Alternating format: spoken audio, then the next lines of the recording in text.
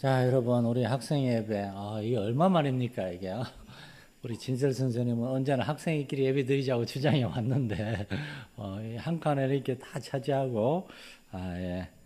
우리 어린이부 예배 드리느라고 어린이 중심으로 설교를 하면서 여러분이 많이 아쉬운 게 많았을 거예요. 뭐, 공과 시간에 다 또 채워졌으리라 생각하지만, 그래서 뭐, 소망하기 내년부터는 좀 독립을 했으면 좋겠는데, 어떻게든 한번 봅시다.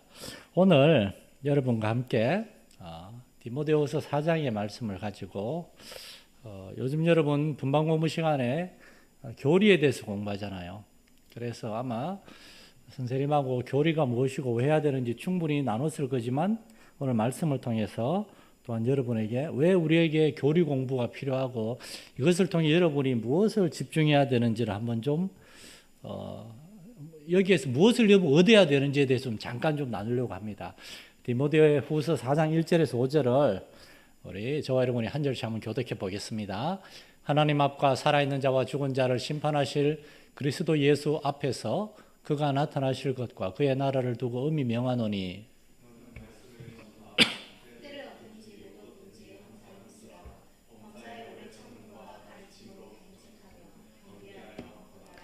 때가 이르리니 사람이 바른 교훈을 받지 아니하며 귀가 가려워서 자기의 사욕을 따를 스승을 많이 두고 같이 읽겠습니다. 그러나 너는 모든 일에 신중하여 고난을 받으며 전도자의 일을 하며 내 직분을 다하라. 아멘. 진리와 허탄한 이야기. 우리말에는 허탄한 이야기로 번역했는데 영어 성경에 보면 myth, myth, 번데기 발음, myth. 쉽지 않아요. 신화죠, 신화. 신화는 뭡니까? 꾸며낸 이야기. 그러니까 진리와 꾸며낸 이야기. 진리와 truth and myth. 그 차이가 있어요. 오늘 여러분과 함께 세 가지 요점을 공부하려고 하는데 첫째는 요리문답이란 무엇이고 이게 왜 필요한가? 왜비는 요즘 여러분 하이델베르크 요리문답을 하는데 듣도 보도 못한 하이델베르크 요리문답. 아마 여러분이 하이델베르크가 이번에 독일에 있다는 걸 아마 처음 알았을 수도 있어요. 세 번째, 요리문답을 통하여 우리는 여러분은 무엇을 배울 수 있을 것인가? 네. 먼저 요리문답이라는 말에 대해서 설명을 하자면 문답, question and answer, Q&A, 묻고 답하는 거죠. 문답의 형식. 이게 예수님 당시에 그리스, 로마의 고대 철학이나 모든 문학의 기초였어요. 소크라테스라는 사람 들어봤죠? 이 사람이 철학자 중에 가장 유명한 사람이에요. 소크라테스가 물론 가장 유명한 거는 너 자신을 알라라는 말 때문에 유명한데 실제로는 그 소크라테스가 한 말이 아닙니다. 그 당시 고대 그리스의 그 철학자들이 모여서 토론하는 그 장이 있는데 그 회관이 있는데 거기 입구에 오래전부터 써져 있는 글귀래요. 소크라테스가 인용한 거지 실제로 소크라테스가 한 말 안 해요. 소크라테스에게 더 중요한 것은 소크라테스는 질문하는 것. 질문을 통한 학생들과의 이 이야기를 처음으로 시작한 사람이 소크라테스입니다. 되게 못생겼다고 그래요. 세계 3대 추남 중에 한 명이라는데 소크라테스의 이 방식을 그의 제자들이 이어받아서 소크라테스 제자가 플라톤입니다. 플라톤의 제자가 아리스토텔레스예요. 세계에서 유명한 세 명의 철학자가 소크라테스, 우린 소크리라 그랬는데 소크리, 플라톤, 그리고 아리스토 이렇게 외웠는데 소크라테스, 플라톤, 아리스토텔레스가 세 명이 다 스승과 제자예요. 근데 조금씩 다 달랐다 그래요. 그리고 사실은 가장 중요한 건 예수님이 제자들하고나 사람들하고 이야기할 때 즐겨 사용하신 방법이 질문입니다. 이 질문이 아주 중요한 것은 질문에 대답을 하면서 사람들이 생각을 하는 거예요. 답을 바로 얘기해 주는 게 아니라 뭘까? 그 생각하는 과정을 중요하게 생각하는 거예요. 기독교인 여러분, 목적이 빨리 도착하는 게 목적이 아닙니다. 기독교는 목적에 도착하는 과정을 중요해요. 하나님 우리를 구원하신 다음에 자 바로 천국으로 직행 아니잖아요. 우리에게 뭐가 있습니까? 삶이 있어요. 여러분 대부분 다 10대 후반이잖아요. 이제 20살 된 우석이 됐고 여러분 10대 후반 20대 아직 여러분에게 적어도 60년 80년의 삶이 남았어요. 과정이 있어. 그 과정 다 건너뛰고 하나님 바로 여러분 데려가지 않으세요. 예수를 믿은 다음에 그 과정을 어떻게 살아가는가가 중요해요. 답을 얻는 게 아니고 답을 얻는 과정이 중요해. 답만 외워놓으면 시험 보고 난 다음에 어떻게 됩니까? 그 영어에서 그 영어 선생님하고 이야기할 때 영어 선생님이 이렇게 What is your favorite 그 액터 묻는다 그러잖아요. 그러면 내가 좋아하는 배우 그렇지. 난 대답해놔야지. 안성기. 그러면 묻잖아요. Why? 왜라고. 왜가 중요한 거야. 왜가. 설명을 할 줄 알아야 돼. 답이 아니라. 여러분이 성경을 읽을 때도 마찬가지입니다. 목사님은 이제 성경을 신학대학에서 배웠잖아요. 제일 처음에 배운 게 뭔가 하면 관찰입니다. 정말 우리 교수님이 성경 한 구절 딱 써놓고 자 여기에서 관찰 질문을 최대한 많이 찾으세요. 제일 많이 찾는 사람은 A 플러스, 그 다음은 A, 그 다음 A 마이너 이렇게 내려간다. 그 중에 목사님은 한 30개 정도 찾았어요. 제일 많이 찾은 친구는 50개 정도 찾았어요. 근데 교수님은 100가지 각가지 찾았어. 한 문장, 예를 들어 오늘 본문 말씀을 가지고는 너는 말씀을 전파하라. 때를 어떤지 모르든지 항상 힘쓰며 경책하며 경계하며 권하라. 길지 않은 한 문장을 가지고 질문을 찾는 거예요. 근데 실제로 찾아보면 굉장히 많은 걸 찾을 수 있어요. 그 의사들이 처음에 의학대학 가면 해부학 시험 수업에 가면은 죽은 물고기 하나 턱 던져놓고 자, 물고기를 관찰해서 여기서 관찰 내용을 쓰시오. 그런데 보통 학생들이 50가지, 100가지 질문하고 관찰 내용을 쓴대요. 그런데 교수님은 300개의 관찰 내용을 내놓는데요. 죽은 물고기 하나에도 관찰할 것이 300개나 했대요. 다양하게 보고 생각하는 것. 기독교도 마찬가지입니다. 예수 믿으라. 예수님, 근데 왜요? 예수님이 누군데요? 사람은 질문할 수 있어. 그래서 사람을 가리켜서 호모 사피엔스, 호모 아이폰 별거 얘기 다 했지만 호모 쿠아렌스란 말이 있어요. 호모 쿠아렌스란 말은 라틴어인데 질문하는 사람이란 뜻이에요. 여러분, 이렇게 기독교에 대해서 우리가 질문을 하잖아요. 그 질문을 정리한 것들이 바로 요리문답인데 왜 요리문답이냐? 원래 교리문답이라고 하는데 교리는 가르칠 교인데 요리는 요자는 다른 게 아니에요. 요긴할 요자, 중요할 요자. 교리들 중에서도 중요한 것을 특별히 정리한 것을 요리문답이라고 그럽니다.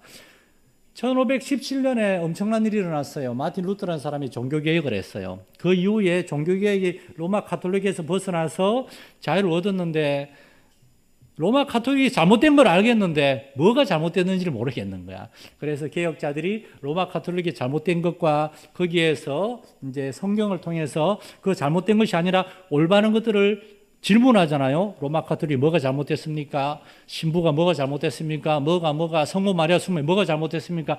이 여러 가지 질문들에 대해서 답을 한 것을 가리켜서 신앙 고백이라고 합니다. 그리고 신앙 고백을 외우기 쉽도록 사람들이 가르치기 위해서 문답 형식으로 만든 게 교리문답이고 그 중에서도 중요한 것들이 요리문답인데 종교개혁 이후 1517년 이후 약 200년 동안 수많은 요리문답과 신앙 고백이 나왔는데 그 중에 7가지 중요한 고백과 문답을 간략하게만 소개하면 제일 처음에는 벨직 신앙 고백이라고 했어요. 벨직 신앙 고백. 아마 들어본 사람이 있을까 모르겠는데 벨직은 오늘날 벨기에입니다. 그런데 1500년대에는 벨기에는 네덜란드에 속해 있었어요.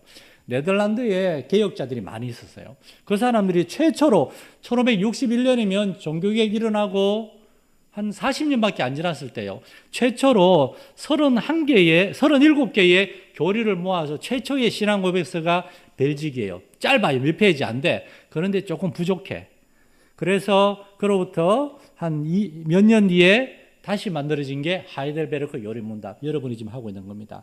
벨직은 37개인데 하이델베르크 요리문답은 129개예요. 129개. 적지 않죠. 그리고 난 하이델베르크 요리문답이 그래서 좀 이따 좀 더 설명을 할 건데 교리에 대해서 가장 잘 정리한 거죠. 그런 다음에 하이델베르크 요리문답은 이제 여러분 잘 아시는 존 칼빈이라는 사람, 종교개혁자 중에 칼빈이라는 사람의 가르침을 중심으로 교리문답을 만들었는데 칼빈의 친구이자 칼빈의 또한 어떤 적수이기도 한 쯔빙글리라는 종교개혁자가 있어요. 이 사람은 스위스 사람이야. 쯔빙글리의 신앙 가르침을 토대로 스위스에서 만든 30개 신앙 고백집이 있어요. 그걸 제2스위스 신앙 고백이라 그러는데 이건 그렇게 중요하지 않아. 정말 중요한 건 이겁니다. 도르트 신경. 도르트 신경이 왠가 하면은 도르트 신경은 길지 않아요. 한 페이지밖에 안 돼요. 근데 여기에 오늘날 장로교 칼빈주의의 5대 강령이라는 게 있어요. 인간의 전적 타락, 하나님의 전적인 노래, 그리고 제한적 구원, 뭐 이렇게 해서 성도의 견인 뭐 등등 있는데 오늘날 장로교가 생겨난 게 도르트 신경 때문에 생겨났어요. 이건 나중에 목사님 한번 또 얘기할 기회가 있을 거야. 그러고 난 다음에 여러분 많이 들어본 웨스트민스터 신앙 고백. 이건 33개의 신앙 고백집인데 이 신앙 고백을 토대로 여기에 질문을 붙인 게 있어요. 웨스트민스터 소위를 문답. 자그마치 107개의 비교적 간단한 소위를 문답. 근데 107개 만들고 나니까 뭔가 좀 부족해. 그래서 여기다가 90개를 더 붙여서 196개 만든 게 대요리 문답입니다. 107개, 196개.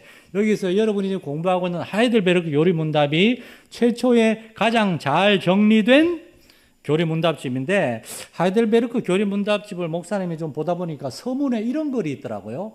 요 세 가지가 가장 중요하다는 거예요. 하이델베르크 도르트 신경 웨스트민스터 신앙 고백. 하이델베르크 요리 문답 서문에 이런 말이 있어요. 우리 다 함께 한번 읽어봅시다. 시작. 성경 위에 그 어떤 다른 근거에서 내가 이 신앙을 확고히 붙잡는 것이 아니니 나는 이 신앙이 신구약 성경에 수립되어 있음을 발견하기 때문입니다. 또한 나는 그 신조에 반대되는 것을 하거나 받아들였다고 그 누가 성공적으로 증명해 볼 수도 없다고 믿습니다. 그러나 나의 이 요리문답은 그 한마디 한마디가 인간적 원천에서 나온 것이 아니고 신적인 자료에서 이끌어져 나온 것이니 이는 그 아래에 붙어있는 성구들의 언급들이 잘 보여줄 것입니다. 여기 보면은 이 신앙이 하이델베르크 요리문답 초안을 만든 이제 그 이름이 지금 기억이 안 나는 프란츠인가 프렌치라는 학자가 쓴 글인데 이 신앙은 신구약 성경에서 기초하고 있습니다. 나의 이 신앙 고백에서 성경에서 어긋나는 거 한번 찾아보시려면 찾아보십시오. 나는 모든 걸 성경으로 다 증명하고 있습니다. 이걸 요리문답을 초안을 만드는데 자신의 인생을 들인 사람들이 있어요. 그 사람들이 왜 이렇게 하나님의 말씀에 집중했을까? 그것이 자신들의 인생의 사명이었기 때문입니다. 여러분, 우리가 교리 문답을 왜 공부하는가? 결국은 하나님의 말씀을 알기 위해서입니다. 오늘 디모데후서 4장 1절에서 5절 사이에 보면은 사도는 로마의 감옥에 갇혀 있으면서 디모데에게 편지를 보는데 그게 디모데후서입니다. 거기에서 마지막으로 이런 얘기를 합니다. 하나님 앞과 산자와 죽은 자를 심판하실 그리스도 예수 앞에서 엄히 명하노니 사도는 디모데에게 이 말씀 우리가 읽었죠? 자, 넘어가고 엄히 명한다 그래요. 엄히 명한다. 간절히 명한다. 정말 사도의 유언과 같은 간절한 부탁이에요. 뭔가 하면은 말씀을 전파하라는 겁니다. 그 말씀을 전파하는 것이 너의 직무가 되게 하라. 사도의 마지막 유언과 같은 간절한 부탁. 우리 목사님하고 선생님들이 주일학교 아이들, 학생들 하나님의 말씀을 가르치는 이유는 이것이 하나님의 말씀이기 때문에 하나님의 말씀. 사도는 원래 율법주의자요 바리새인이었어요. 그런데 예수님을 만난 다음에 하나님을 알게 됐어요. 하나님을 알게 됐는데 주변에 아무도 하나님을 몰라. 그러니까 사도는 자신의 가는 길을 멈추어 서고 하나님을 사람들에게 알리는 것이 가장 중요하다는 걸 알게 됐어요. 사도가 살던 시대는 그리스 로마가 세계를 지배하고 그리스 로마에 바로 뭐라 그럽니까? 그리스 로마 그러면 그 다음에 나오는 말이 뭐예요? 신화. 그래서 사도는 그런 그리스 로마 허탄한 이야기, 신화, 미스 그런 거 버리고 진리, 트루스, 진리를 알고 진리를 전하라. 여러분이 선생님이 되거나 뭐 여러분이 어떤 사람이 되거는 가장 중요한 건 그 일을 통해서 여러분은 사람들에게 하나님에 대해서 알려주는 여러분의 삶의 목적이 돼야 됩니다. 목사님이 신학교 4학년을 졸업하고 신학대학을 졸업하면서 너무 힘들었어요. 교회에서 일하는 게 목사님이 성격이 괄괄하고 그때 전도사님이었는데 너무 혼나고 해서 신학교 그만둬야 되겠다 군대로 도망갔어요. 군대 갔다 와서는 목사님은 저기 철학과나 교육학과를 가려고 생각을 하고 있었어요. 군대 갔는데 군인들이 전부 다 담배나 피우고 뭐 이상한 얘기나 하고 그러고 살는 거 보니까 목사님이 마음이 답답해가지고 막 전도를 했어요. 그러니까 너 뭐냐? 그래서 나 교회 전도사다. 그러니까 막 놀라는 거예요. 전도사하기 싫어서 군대에 도망갔는데 결국은 군대에서 더 열심히 전도하고 주일마다 교회에서 군인 교회에서 사람들에게 하나님의 말씀을 전하고 그런 2년을 넘어 보내고 난 다음에 목사님이 제대하고 난 다음에 아이고 나는 평생 하나님의 말씀을 전해야 될 운명인가 보다. 그리고 신학교로 다시 돌아왔어요. 여러분은 신학교에 갈 필요는 없어요. 여러분은 여러 삶의 자리에서 여러분 주변에 보면은 아마 우석인 대학교 가서 느낄 거예요. 정말 전부 다 하나님하고 상관없이 살아가요. 저건 아닌데. 여러분은 그러한 현실을 보면서 답답하고 속상할 거예요. 그런데 시간이 지나면 무뎌져서 그냥 여러분도 그렇게 따라가 살 수도 있고 아니면 아이고 그래 너들은 마음대로 살아라. 나는 교회 열심히 달려난다. 그들하고 다른 여러분의 혼자만의 삶을 살 수도 있고 아니면은 여러분은 그들에게 들어가서 바울 사도처럼 그들에게 말씀을 전하는 그러한 삶을 살 수도 있습니다. 그러기 위해서 항상 힘쓰고 또 오래 참아야 되고 여러 가지가 있어요. 사도는 이것을 직무라 그럽니다. 하나님이 주신 직무, 너의 사명이다. 너의 의무다. 여러분은 하나님이 여러분을 부르시고 여러분에게 맡기신 일이 무엇인가 그거를 발견하는 게 제일 중요해요. 어떤 대학 가서 어떤 직장 얻을 것인가 그거보다 더 중요한 것은 여러분이 하나님을 위해서 어떻게 살아갈 것인가를 아는 거예요. 목사님은 정말 하나님의 은혜로 고등학교 3학년 때 그걸 발견했어요. 그 중간에 갈등도 많았지만 결국은 여기까지 왔어.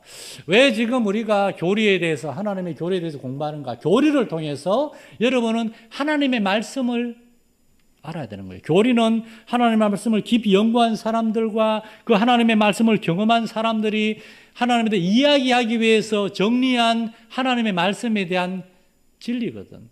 교리를 공부하는 걸 딱딱하게 공부하지 마세요. 이것이 정말 하나님을 깊이 알고 경험한 사람들의 간증이구나. 그걸 알아야 돼요. 교리 공부의 목적은 하나님의 말씀을 통하여 하나님이 누군지를 알고 나를 향한 하나님의 뜻이 무엇인가 그게 아는 게 목적이에요. 교리 공부는 교리를 공부하는 게 목적이 아니고 교리를 통해서 성경을 공부하는 거고 결국에는 성경을 통해서 하나님에 대해서 더하는 게 목적이에요. 그래서 궁극적으로 여러분이 이렇게 되는 게 소망입니다. 함께 한번 읽어보겠습니다. 마지막 줄 시작. 나도 나를 향한 하나님의 뜻을 알고 그 일을 위해 준비하고 그 일에 나의 삶을 드릴 수 있다면 이것이 여러분의 소망이 될 수 있기를 원합니다. 그래서 우리 성경 공부 시간에 진설 선생님과 공부할 때 이 말씀을 통해서 하나님의 뜻을 알고 그 하나님의 뜻을 위해 내가 무엇을 준비해야 될까 거기까지도 얘기 나눌 수 있고 나아갈 수 있기를 간절히 소망합니다. 하나님 아버지 교리 공부 쉽지 않습니다. 어렵고 딱딱합니다. 그러나 이 말씀을 통해서 우리 학생들이 성경을 알고 성경을 통해 하나님의 뜻을 알고 거기에 삶을 들을 수 있고 준비할 수 있는 큰 은혜가 있다면 가장 유익한 공부가 될 것입니다. 우리 학생들 축복하시고 지혜를 다해 주시고 깨닫게 하여 주옵소서. 예수님 이름으로 기도드립니다. 아멘.